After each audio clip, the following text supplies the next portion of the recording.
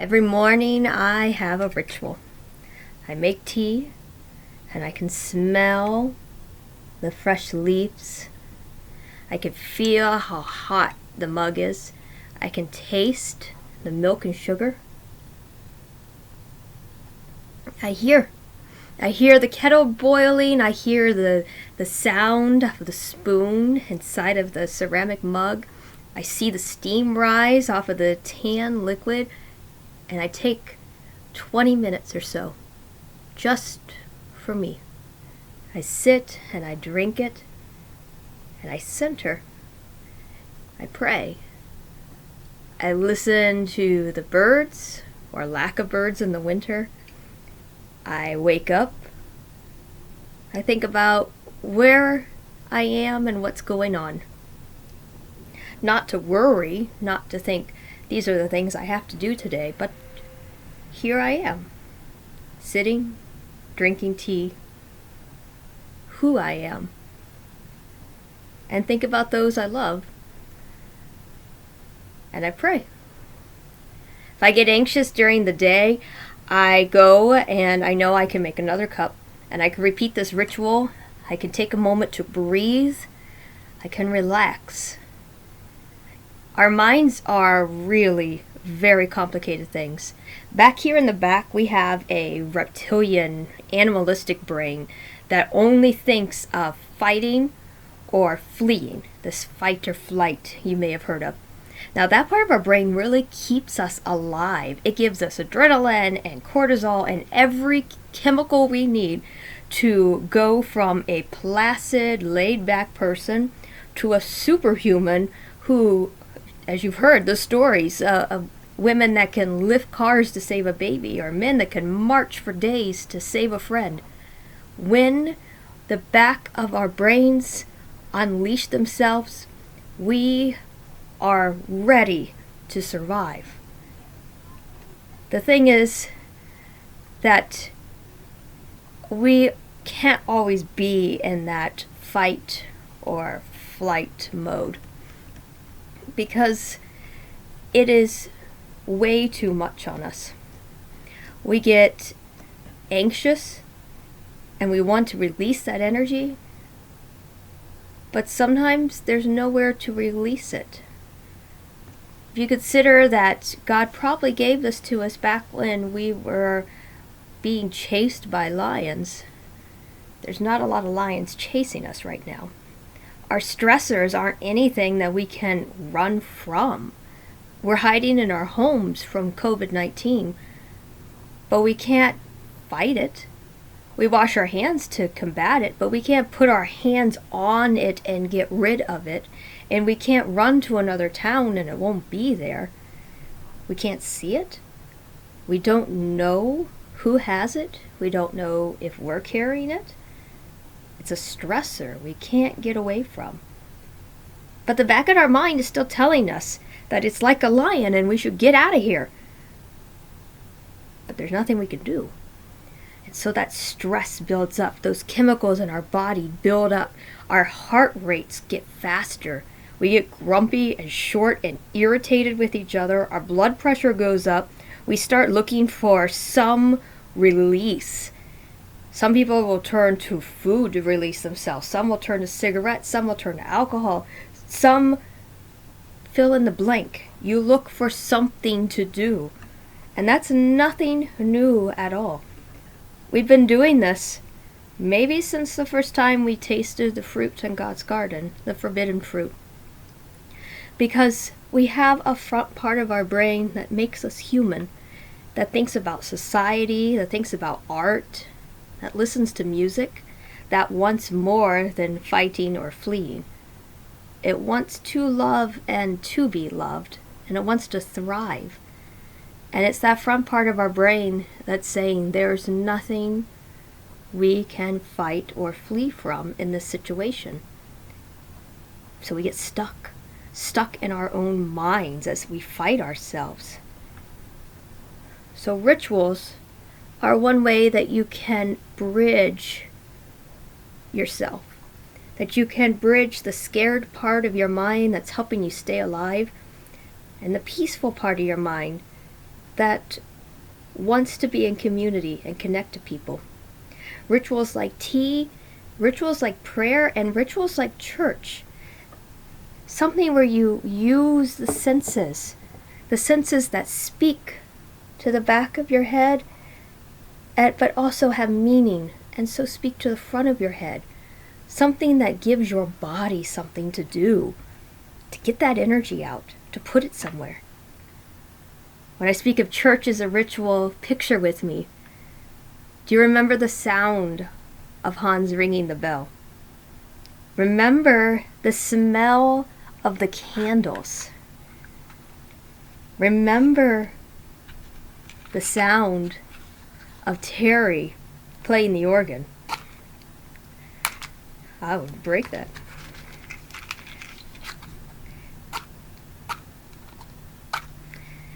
We had a flood in our house last night, and I believe my matches may have been in the basement.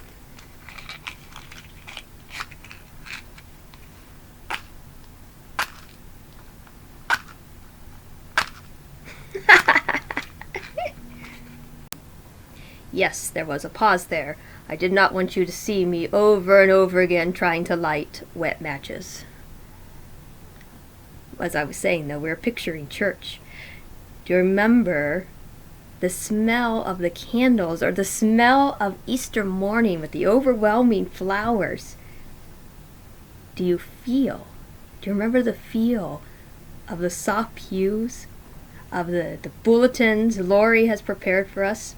And do you remember seeing the sunshine come through the stained glass windows and falling on our faces? And that smell of the old church after it rains? Do you remember the taste? The taste of our community meals and our communion? Church is a ritual to center us, to tell us we don't need to fight, we don't need to flee. It's okay to take a breather. It's okay to engage that human side of our mind that wants love, that wants to give love. We are so separated right now, and we're scared and we're anxious. But God's given us power, given us rituals, given us tools, given us scripture, given us each other. And out of this we can pull all of these meanings, all of these resources that we've developed as a tradition over thousands of years of facing plagues just like this. When the back of our brain starts saying there's nothing I can do, there's nothing I can't get through this, we have the resources to calm down and say, there may be nothing physically you can do, but there's prayer. When praying, some people light candles. They light a candle for each person they're praying about. And they go slow because they're thinking about this person.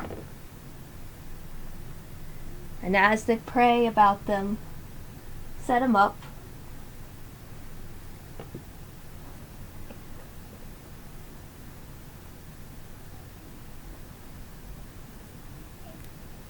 Wish them well. Pray God's love all around them.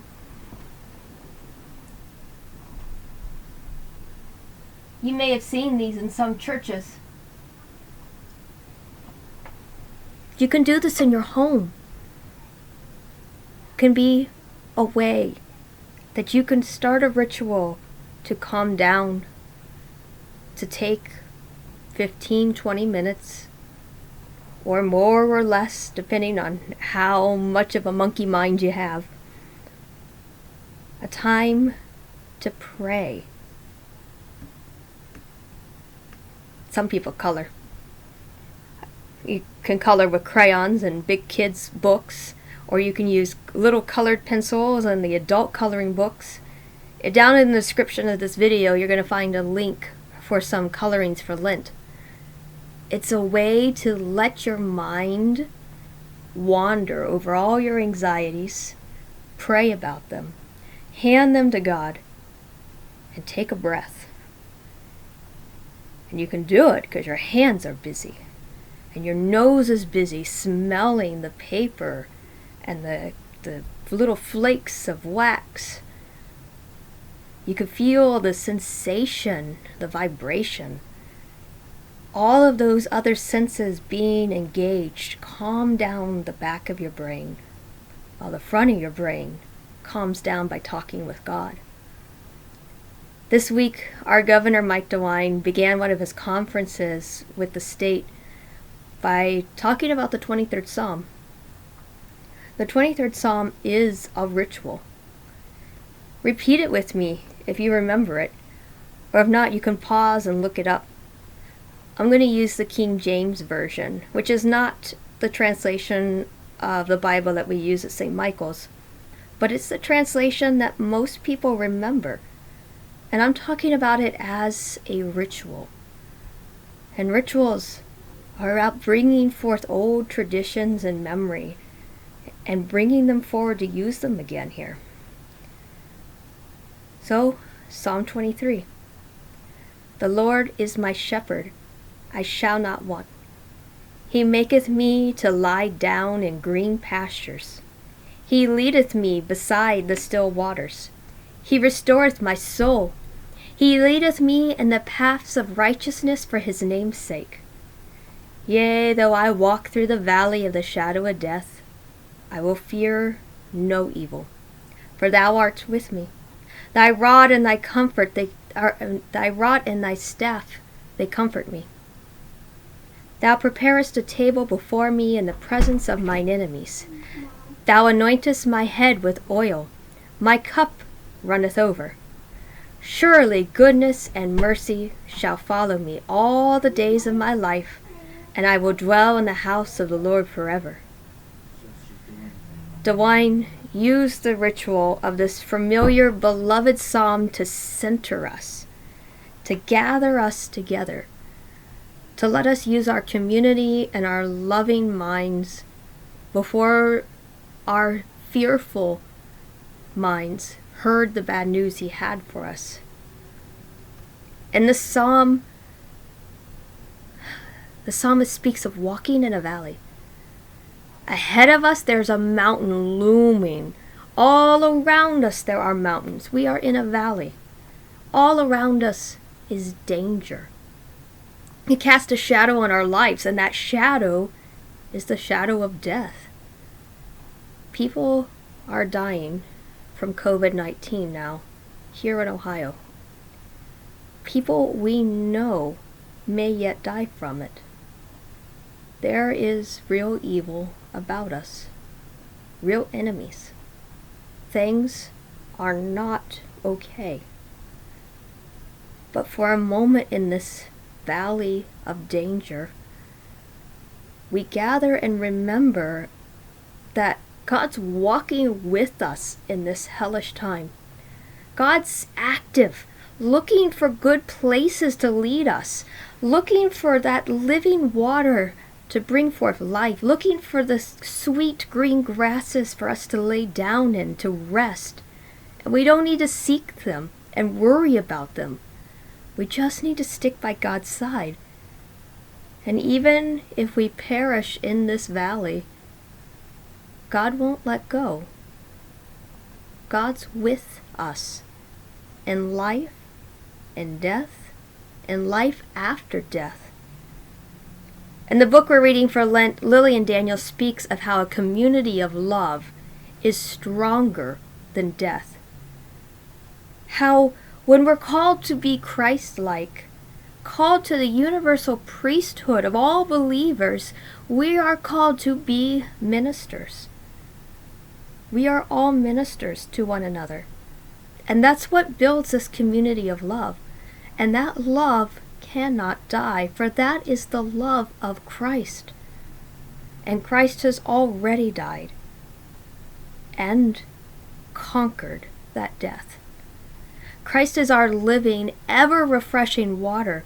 Christ is the deep well that cannot run dry. Christ is a love among us that is our good shepherd and gives us all good gifts so that we can want for more. We are in times now that will be spoken of for generations. We are uniquely aware now of how we touch lives that we never know. We're told to socially isolate so that we don't touch those lives and harm them. But we're not told to be isolated in society. So stay home. Stay away from other humans. Stay healthy. Stay safe. But stay a society. Pray for each other. Write one another. Text one another. Telephone each other. Reach out. I would love to know what is going on in each of your lives. The good, the bad, the silly. You heard with me, my news is we had a flood last night. That's the bad. The good, well, telecommunications is more important now than ever. And so, Rob's employed. And we don't have to worry about that. He's employed as far as we can see. Reach out, please. I'd love to hear your testimony. You who are elderly, what did you learn in the previous wars of our country? What did you learn about sacrifice, about pulling together? What did you learn about times of scarcity? What can my generation know? You who are young, who haven't been through much of anything at all, what do you wonder? What do you have to share? What perspectives? All of us. I'd love to hear. How is God active in your life right now? In your passions? In your cooking, in your sewing, in your gardening? And every little thing you're doing with all of this time at home. Your daily rituals. How are you seeing God acting? So there's no end in sight yet about when we can gather together in person. But we can gather in other ways. You may have heard it many times said, be the church. Church with a little c is a building, a place we can't go to right now. Church with a big C. Now that is the body of Christ. And we are still church with the big C, anywhere we're scattered. So may God bless the space between us, near and far, until we meet again. Amen.